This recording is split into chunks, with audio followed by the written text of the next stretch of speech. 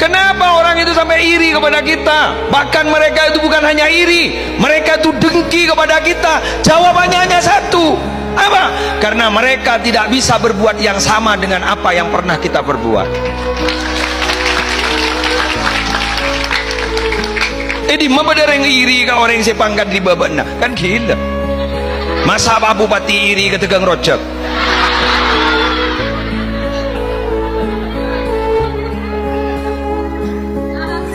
Tak bisa.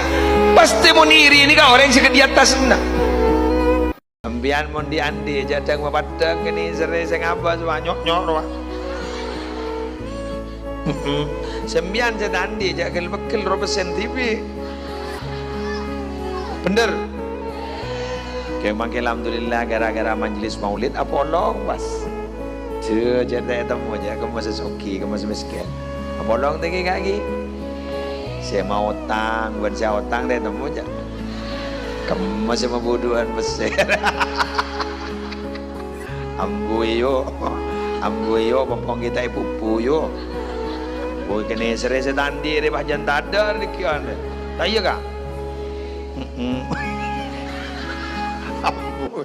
Agosip monono. Bro kata mor kata jaga lawa kini kasih mematian ate. Mua borok ika pontama, temor ika pontama, doja ika pontama, lawa ika pontama. Epat ada. Pang napang oleh kampus saya kebenta, gentang oleh kelima saya kebenta, dereng kanan oleh keenam saya kebenta. Oh laku sana tepat depan ke akhirat para rabusan dibuka buku napa ada kebagus sekali. Apa ada emai kuah? Ada lemari beli nama. Balik nama ke saya nak? Balik nama ke saya cek kebenta gini kan?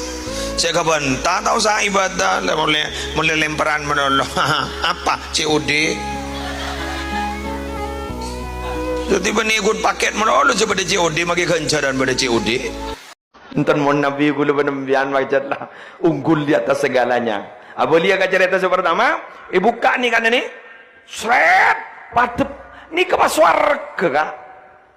Lembang guru paswarga. Tetapi saya cabutnya beguru aja ikan. Kita coba malaikat maut. Saya sakit lebih santak ketimbang 300 kali pedang.